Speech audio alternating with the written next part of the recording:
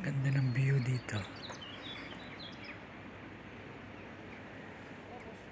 Ayan.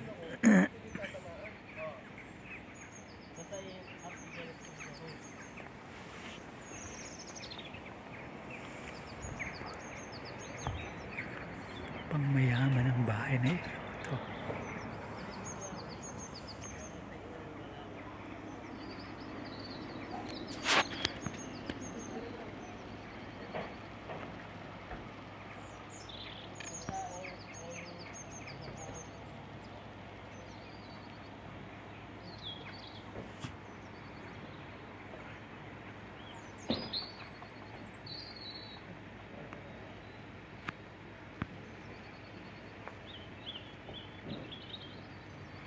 Hindi po ba napakaganda ng place? Especially pag spring and summer yan. I-enjoy mo ang view. Tsaka pwede kang lumabas ng bahay. Kasi ma-enjoy mo ang weather.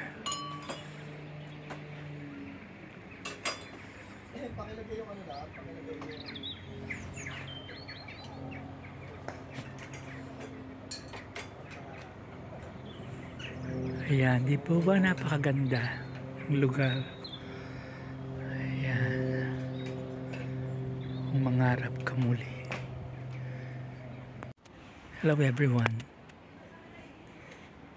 Medyo spring na ngayon. Spring nga ba? I'm here in the house of Marcos. We're having a birthday celebration para kay Marco, and this is a nice place. Ayan, ang ganda diba? Medyo ano natin. Ayan, ayan, ang ganda diba? Overlooking the sea ang lugar.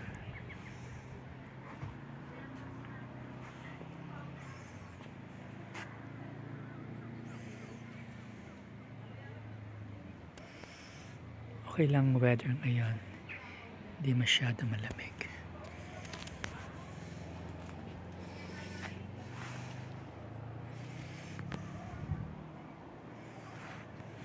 Ayan, nice place guys. Lakad tayo sa banda rito. Oopsie daisy.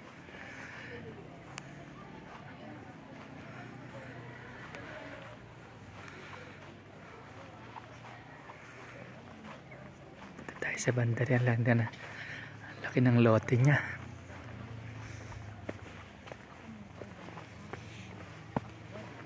Oopsie daisy.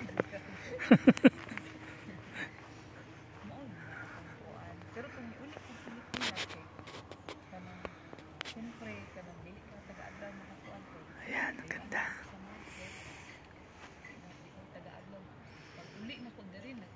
Sakit ko oy.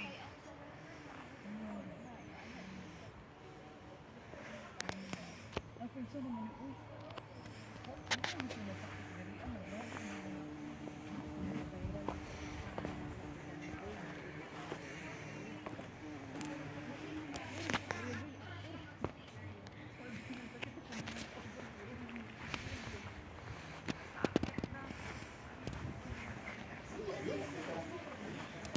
Ganda siya.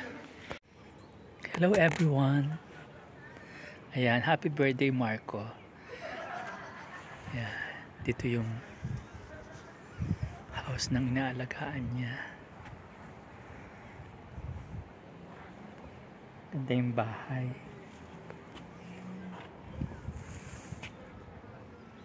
Ayan. Ang laki ng lote, laki ng bahay, pang mayaman. Ayan. O diba?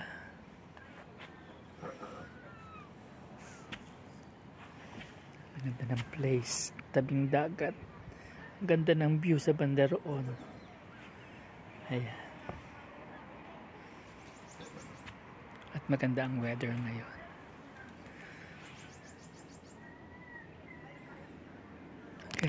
Cheers.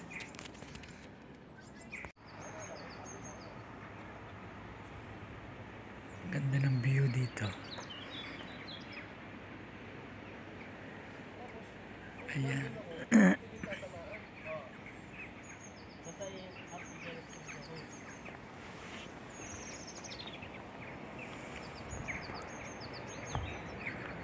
Pangmayaman ang bahay na ito.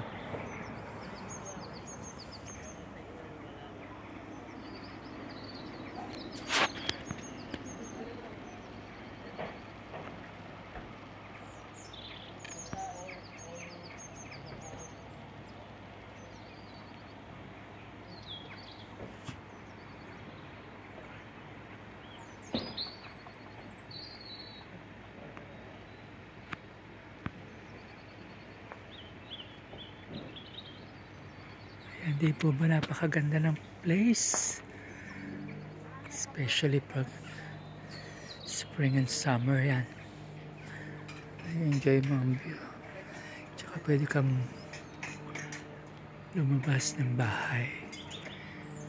Kasi ma-enjoy mo ang weather.